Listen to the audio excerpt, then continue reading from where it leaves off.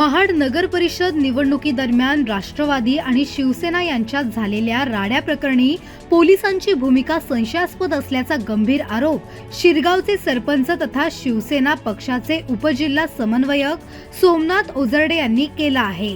सोमवारी घेतलेल्या पत्रकार परिषदेत त्यांनी गंभीर गुन्हे दाखल असलेल्या शिवसेनेचे युवा नेते विकास गोगावले व इतर आरोपींना अद्याप अटक न झाल्याबद्दल तीव्र नाराजी व्यक्त केली। महाड ही ऐतिहासिक भूमी असून रायगड जिल्हा पोलीस अधीक्षक आंचल दलाल यांच्याकडून मोठ्या अपेक्षा होत्या, मात्र अपेक्षाभंग झाल्याचे त्यांनी नमूद केले। तसेच महाडचे उपविभागीय पोलीस अधिकारी शंकर काळे यांच्या कामकाजावरही सवाल उपस्थित करीत त्यांच्या तात्काळ बदलीची मागणी त्यांनी केली आहे। या घटनेशी निगडीत अनेक विविध पैलूंवर त्यांनी भाष्य केले असून आगामी काळात येणाऱ्या जिल्हा परिषद पंचायत समिती निवडणुकीपूर्वी या घटनेतील गुन्हेगारी पार्श्वभूमी असणाऱ्या आरोपींना जिल्ह्यातून हद्दपार करण्यात यावे अशी विनंती त्यांनी केली आहे। गेल्या 15-20 दिवस आम्ही पाहत होतो की नक्की महाडमध्ये काय होतंय, काय घडतंय, कशा पद्धतीने महाडचं वातावरण खराब केलं जातंय। आपल्या सगळ्यांनाच माहिती आहे की 2 तारखेला महाडमध्ये जी घटना घडली ही महाडच्या इतिहासात कधीही न घडलेली घटना घडली।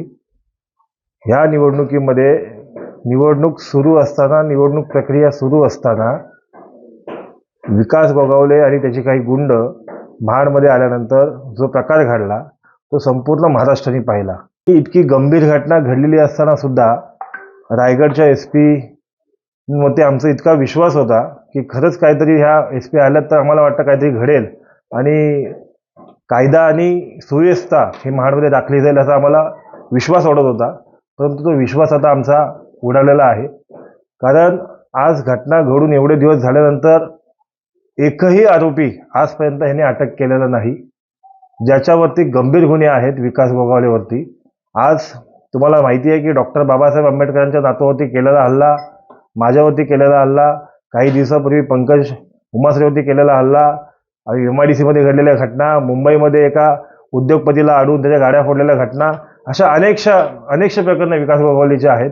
आणि त्याच्यावरती आत्तापर्यंत माझ्या माहितीने माझ्यावरती हल्ला केला, जीवे ठारवायचा प्रयत्न केला तो 307, अनिल नवगणेवरती जो हल्ला केला तो 307, त्यानंतर आता हा परवा दिवशी चालू झाला तो 307, MIDC मध्ये सुरू असलेला जीवे तो 307, असे 4 गंभीर गुन्हे दाखल असताना सुद्धा पोलीस विकास गोगावलेला अटक करत नाहीत। त्याला काय कारण असावं? बरं, तो फरार झाला असं जर का पोलीस म्हणत असतील तर मग त्या विकास गोगावलेला पोलीस संरक्षण होतं। पोलीस संरक्षण असताना विकास गोगावले फरार कसा झाला ह्याचं उत्तर रायगडच्या SP ने आम्हाला दिलं पाहिजे। पोलीस संरक्षण त्या विकास गोगावलेला असताना तो फरार कसा होऊ शकतो? मग तो फरार होण्यासाठी पोलिसांनी त्याला मदत केली का? तो मंत्र्याचा मुलगा आहे म्हणून त्याला नियम वेगळे, त्याला कायदे वेगळे असे काय आहेत का?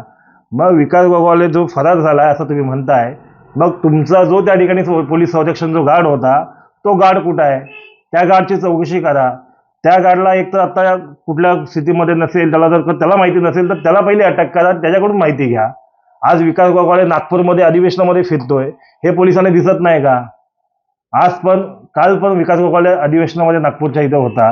एवढ्या सगळ्या गोष्टी लोकांना समजत नाही, पोलिसांना समजत नाहीत, आणि मग आम्ही ह्या गोष्टी पोलिसांना शिकवायच्या का? आणि मग एखादा सर्वसामान्य माणूस असेल त्याच्यावरती तुम्ही लगेच गुन्हे दाखल करता। मला सांगा, पंकज उमासरेवरती हल्ला झाला त्याच्यावरती 307 दाखल केलं नाही ह्या लोकांनी समोरच्या फिर्यादीवर, आरोपीवर, परंतु ह्या घटनेचा गांभीर्य त्यांनी लक्षात घेतलं आणि लगेच दोघांवरती परस्पर विरोधी गुन्हे दाखल केले। म्हणजे इथं संशय घेण्याची भूमिका पोलिसांवरती येते। त्या आरोपीला अटक करू शकत नाही जो गुन्हेगारी पार्श्वभूमीचा आहे। ठीक आहे, परस्पर विरोधी गुन्हे दाखल केले, समजा नाना जगताप असतील, बाकी लोक असतील, त्यांची काही गुन्हेगारी पार्श्वभूमी नाहीये, पण ही विकास गोगावलेसारखी की त्याच्यासोबत असलेले जे काही मालुसरे आहेत, बाकीचे आहेत, तुम्ही मला सांगा, त्यांच्यामध्ये एक धनंजय मालुसरे आहे, तो प्रिव्ही कंपनीमध्ये फुकटचा पगार घेतो, तो कामावर नाही तरी त्याला प्रिव्ही कंपनी पगार देते। दुसरा आहे तो त्याचाच भाऊ आहे, त्याचं नाव आहे वैभव मालुसरे, आता तो सुद्धा फरार आहे। आता कंपनीतनं 1 दिवस 2 दिवस जरी एखादा माणूस गायब झाला तरी त्या कंपनी त्या माणसाला टर्मिनेट करण्याचं हे देतं, आणि प्रिव्ही कंपनीमधून फुकटचा पगार घेणारी 2 लोक त्यामध्ये आरोपी आहेत।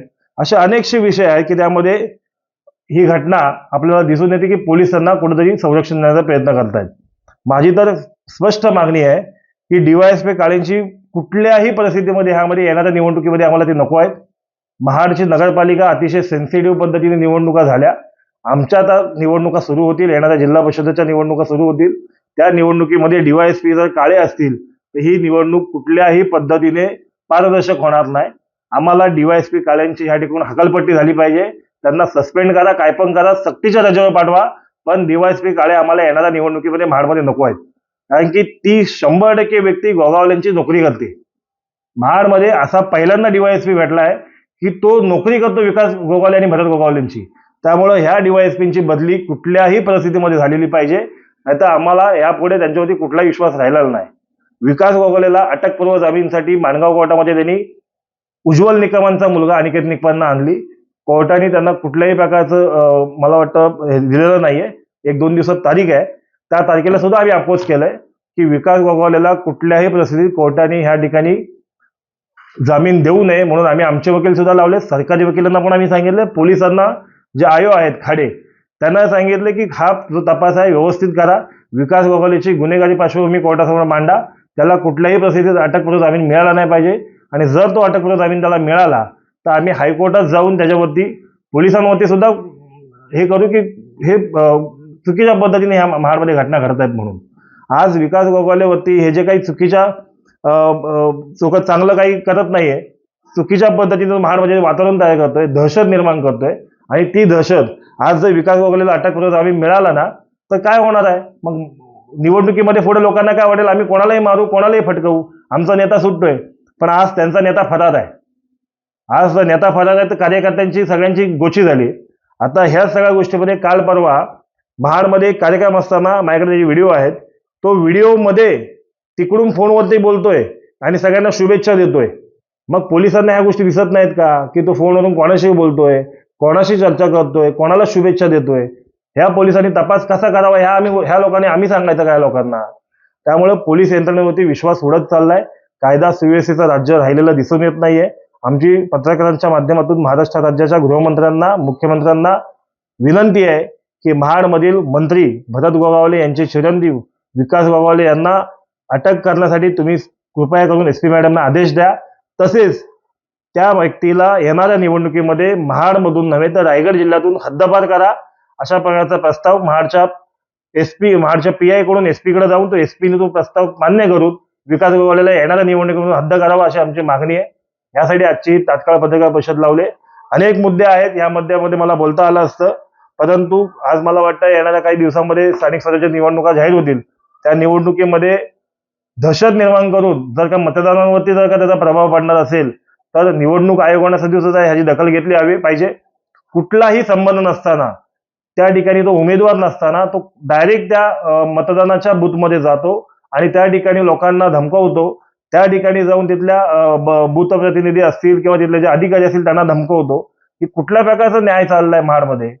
तर आपल्या पत्रकारांना माझी विनंती आहे की कृपया हा विषय महाडच्या ह्या ऐतिहासिक भूमीला एकदम कलंक लागणारा विषय आहे, तर कृपया करून हा विषय आपण घ्यावा. महाडच्या डीवायएसपी वरती विश्वास नाही, परंतु रायगडच्या एसपी वरती जो विश्वास आमचा होता तो पण उडत चाललाय. परंतु त्यांनी ह्याच्यावरती काही कारवाई केली तर आम्हाला सर्वसामान्य जनतेला वाटेल की खरोखर एसपी मॅडम काहीतरी करतायत. आम्हाला विनंती आहे की ह्या आमच्या ज्या मागण्या केल्या त्या पूर्ण करा आणि तुमच्या माध्यमातून संपूर्ण जनतेला मेसेज जाऊ द्या की महाडमध्ये दहशत कोणी निर्माण करत असेल, मग तो मंत्र्याचा मुलगा असेल किंवा मंत्री असतील, तर त्यांच्यावरती ही कारवाई व्हायलाच पाहिजे. मग पुढे कायदा हा सर्वांसाठी समान आहे हा लोकांना समजला पाहिजे. म्हणून आजची ही पत्रकार परिषद आयोजित केली होती.